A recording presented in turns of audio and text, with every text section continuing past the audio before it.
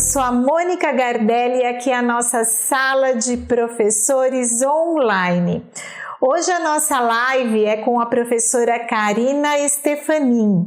Ela é graduada em Letras pela Anchieta de Jundiaí. Ela também tem MBA em Gestão Empreendedora e mestrado em Educação pela PUC de São Paulo. Ela atua como supervisora na rede de educação do SESI São Paulo e é responsável pela política de avaliação e programas, todos os programas de avaliação da educação básica da rede. O SESI de São Paulo tem uma das maiores redes de ensino privada do Brasil.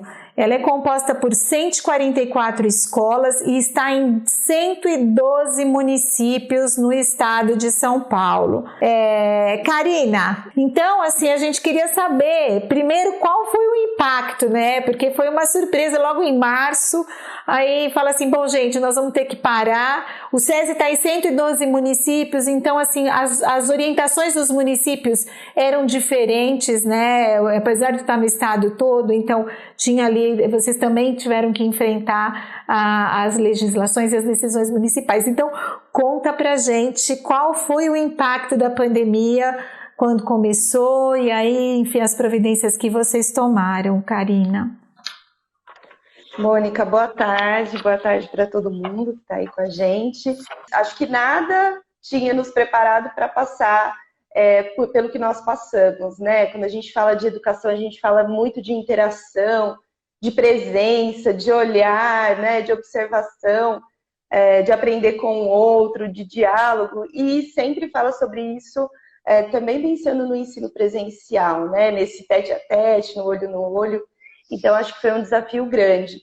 E no SESI, né, a gente passou por esse processo, como você disse, né, num primeiro momento aí a suspensão das aulas presenciais, né, então, imediatamente nos reorganizamos, os alunos ficaram em casa, fizemos a opção de antecipar as férias de julho, então em abril os professores e os estudantes ficaram em férias, e aí foi um período para a gente se reorganizar, né? Pensar como seria então, depois dessas férias, esse momento aí de ensino não presencial, né? 100%, não presencial, e então o impacto para a gente foi grande, né? Nós desenvolvemos aí uma plataforma de ensino digital e em maio os estudantes retornaram para as aulas já, né, pela plataforma, né? Então, antes desse retorno, preparamos os professores, as equipes para o uso também dessa plataforma. E a gente tinha uma preocupação muito grande, porque a gente vem aí, né, na nossa rede já há algum tempo com um grande trabalho formativo, de concepção de ensino, de romper aí, né, com alguns paradigmas em educação, de transmissão, de conteúdo, né, para um ensino aí, em que o aluno é protagonista. E aí a gente também considerou muito isso, né, de não transformar esse momento de ensino não presencial somente no momento de passar o conteúdo para o aluno, né? Então, como fazer isso? Né? Então, esse foi o grande desafio também, né? Dentro dessa concepção de ensino que a gente acredita, né? Então, a gente trabalha nessa abordagem socio-interacionista, a gente acredita que o aluno aprende com o outro também. Então, como possibilitar isso também de forma não presencial, né? Então, a gente teve aí esse desafio também, né? Não só de garantir acesso, mas também um acesso dentro daquilo que a gente acredita que é ensino e aprendizagem. Karina, e assim, né, porque o SESI, embora seja uma rede privada, ele atende, é uma escola subsidiada, né, e vocês atendem alunos de diversas classes, né, de sociais, inclusive alunos em situação de vulnerabilidade. E aí vocês tiveram alguma decisão com relação a esses alunos? Porque é muito provável que os alunos não tivessem os recursos tecnológicos necessários para poder garantir essa presença, digamos, né, remota, nos ambientes virtuais que vocês selecionaram. Como é que foi isso? Exatamente, Mônica. A gente também fez um levantamento, né, então, com as famílias, né, dos nossos estudantes, para que a gente pudesse garantir, então, esse acesso, né, que o acesso não fosse uma barreira, então, para a aprendizagem. Então, com esse levantamento, foi possível disponibilizar, né, notebook, modem para os estudantes, para garantir esse acesso. E se, eventualmente, por alguma outra razão, né, o estudante não pudesse fazer esse acompanhamento das atividades online ou pela plataforma, também criamos um programa, né, para garantir aí que chegasse até o estudante, então com atividades impressas, os estudantes não perdessem, né, essa continuidade aí da aprendizagem, né? Então a gente tentou aí de diferentes formas garantir esse acompanhamento constante aí com as famílias também. E imagino também que isso deve ter impactado os processos avaliativos, né? E para poder responder, será que os alunos estão aprendendo? A gente sabe que a gente depende de um processo avaliativo. Enfim, como é que vocês viram isso, né? É bem interessante, né? Porque na mesma esteira aí da preocupação com o processo de ensino, né, vem essa preocupação com o processo de avaliação também, né? Na nossa rede a gente trabalha com uma concepção de avaliação formativa e aí também, né, uma grande preocupação nesse período, porque também para a gente não retroceder, né? Para a gente Sim. conseguir continuar garantindo aí, né, essa avaliação formativa. Então, e aí também esses desafios, né, de não já que a gente fala tanto, né, de olhar a aprendizagem, né, de fazer boas intervenções com os estudantes, de olhar nessas evidências de aprendizagem, não cair nessa coisa de o aluno participou, né, o aluno entregou, né, e não ter um olhar qualitativo para isso. Então, nessa perspectiva, nós fizemos aí, né, muito material, formação, live, online, para colocar isso em debate com os professores e para a gente também olhar para as possibilidades, né, inúmeras possibilidades que se abriram também em relação à avaliação, né, com a questão da tecnologia, do ensino não presencial. Lógico que sempre fazendo aquele contraponto, né, os professores traziam muito para a gente, né, a avaliação está muito na observação, na escutativa, no olhar, na mediação, no diálogo, né? A avaliação é interpretação, é comunicação. Então, como fazer isso, né, à distância? E a gente não tinha também todas as respostas, né? Colocamos muito a importância disso ser construído conjuntamente com as equipes, né? Então, nos diálogos iniciais sobre avaliação com as equipes gestoras, a gente colocou que era um caminho novo, né, que ia ser trilhado aí conjuntamente, mas que todo esse conhecimento, esse aprendizado que a gente traz sobre a avaliação formativa, poderia nos ajudar, né, nesse percurso. Assim, os professores devem ter tido receios em validar a aprendizagem das crianças a partir do que elas demonstravam, ou não? Como é que foi isso? Sim, com certeza. Tem essa situação que você colocou, né, da importância ali do professor junto, intervindo, né, para esses avanços em relação à alfabetização. E quando a gente fala, né, de avaliação, muitas vezes traz aquela ideia, né, de nota, de classificação, principalmente com as famílias, é algo que constantemente a gente precisa retomar, ressignificar.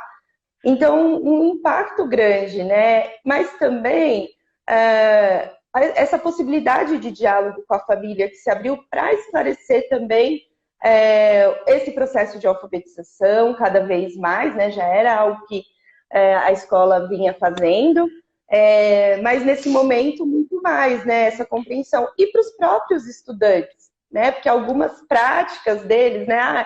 Vou colar, vou passar a resposta. Vou dar um Google lá e já encontro a informação. Então, também entender isso, né? Que ele pode dar essa resposta copiada, copiei do amigo, mas numa autoavaliação, né? Ele olhando se ele aprendeu realmente aquilo, né? Se ele consegue realizar aquela atividade, o que foi mais difícil para ele ou não, o significado disso, né? Então, acho que abriu também essa possibilidade de discutir, né, esse tipo de questão. Mas eu sei que vocês buscaram alternativas para minimizar esses desafios, essas dificuldades, e que foram muito criativas. Então, conta pra gente, Karina. Eu vejo assim, né, Mônica? Primeiro, né, que a gente constantemente tem que trabalhar a formação, né?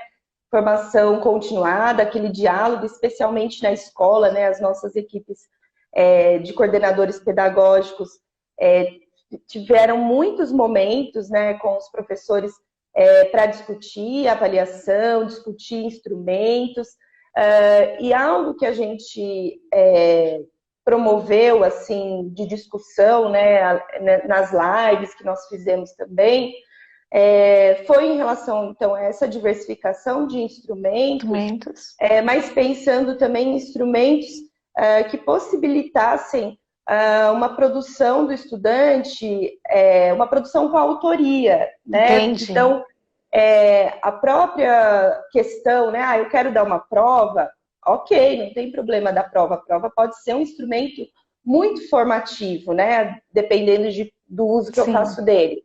Mas elaborar boas perguntas, né? Que não basta o aluno ir lá, só colocar no Google, já vai achar a resposta.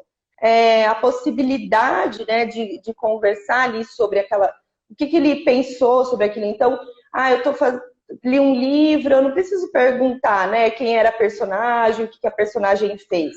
Eu posso colocar um bom questionamento, né, em que o aluno precise aí colocar em jogo mais elementos para construir a sua ideia, que vai ser uma ideia autoral, né? Que a dele não vai ser igualzinha do outro. Então, se eu pergunto quem era a personagem, ele só tem uma resposta. Exatamente. Agora, se eu coloco uma situação, né? Por que então, o que teria acontecido se a personagem, em vez de fazer isso, fizesse aquilo? Ele vai trazer, né, a informação, a ideia dele. E para ele construir essa resposta, ele está colocando em jogo, né, o que ele sabe daquela história, daquele conhecimento. Exatamente. E você acha, então, que é possível realizar uma avaliação para aprendizagem na perspectiva formativa, mesmo dentro de um modelo remoto? Vocês estão provando isso, é isso? Eu acredito que sim. Os professores, né, têm nos contado que é possível, né, Mônica? Eu acho que vale dizer isso, né? Os professores na nossa rede se reinventaram, buscaram estratégias diferenciadas para aquele aluno que não abre a câmera, para o que abre, para o que só quer escrever no chat. Então, assim, a gente vê que a tecnologia ajudou em alguns momentos, né? Ajudou um pouco nesse processo também, mas a gente viu muitas possibilidades. Eu recebi, por exemplo, relato de professores falando sobre feedback, né? Como eles conseguiram, nesse período, fazer muito mais momentos de feedback individuais, formar pequenos grupos, né? Então, é uma coisa que, para a gente, né, também é possível no ensino presencial, mas que, de alguma maneira, ali pela organização do tempo, né, do espaço e tempo, eles conseguiram fazer de uma outra maneira também, qualificar. E quando a gente fala de avaliação formativa, a gente está falando disso. Algumas redes estão fazendo uma dobradinha, né? Assim, você deve estar acompanhando, principalmente redes públicas, que estão fazendo 2020 e 2021 como um único período, para depois fazer, na esperança de que a gente, enfim, volte a uma certa normalidade no próximo ano, e que aí seja possível e que também nenhum aluno se abandone a escola ou saia da escola em função de alguma perda. Como é que o SESI está se organizando, Karina? Então, Mônica, a gente vem fazendo um acompanhamento, garantindo aí esse olhar, né, para aquilo que foi possível também, né, desenvolver nesse período. Estamos pensando também aí, né, nessa flexibilização curricular 2020, 2021, sempre nessa perspectiva de garantir todas as aprendizagens, numa construção aí coletiva de então fazer esse mapeamento curricular, o diagnóstico, né, das aprendizagens, para essa tomada de decisão de flexibilização, né? Então, o que vai ser possível desenvolver, pensando sempre em garantir aí que o aluno não fique com defasagens na sua formação, né? Então, a gente considera que esse período de ensino não presencial houve, né, uma continuidade, sim, desse processo, mas lógico que a gente, mesmo no presencial, né, a gente sempre olha aí para os diferentes ritmos de aprendizagem, para os estudantes, pensando até em estratégias de personalização de ensino, agrupamentos de estudantes, projetos de curto prazo, para que nenhum estudante, nenhuma aprendizagem fique para trás, né? Mas aí, assim, né, se você tivesse que dar dicas, assim, tem gente que vai assistir, tem gente que está assistindo, gente de outras redes, a gente alcança outras redes públicas e redes privadas. Que dicas você daria para as outras redes, né, que estão enfrentando esses mesmos desafios, Karina? É muito importante esse diálogo com as equipes gestoras, com os professores. Nós conseguimos aqui fazer bastante pesquisa, né, com os professores, com as famílias, com os estudantes. Então, ouvir as pessoas que estão inseridas no processo é essencial, né, porque eles têm ali também muitas sugestões e percepções que nem sempre a gente tem, né? Então, no nosso caso, que a rede é muito grande, a gente atua, né, aí com pesquisas, mas com essa escuta, né, e uma escuta ativa. Então, eu acho que essa parceria, né, com as escolas, ela é essencial, né? Então, acho que inseri-los nesse processo, né? Então, a gestão com os professores, a família, eu acho que essa escuta é essencial. E pensando em avaliação, né, eu acho que a gente, eu sempre falo isso, né? Mas eu bato sempre numa tecla que a gente precisa, para acontecer, né, esse processo do jeito que a gente quer, de ensino e aprendizagem, e a avaliação formativa, ela só faz sentido se a gente acredita que todos os estudantes podem realmente aprender, né? Então, ter uma alta expectativa em relação à aprendizagem do estudante é essencial, né?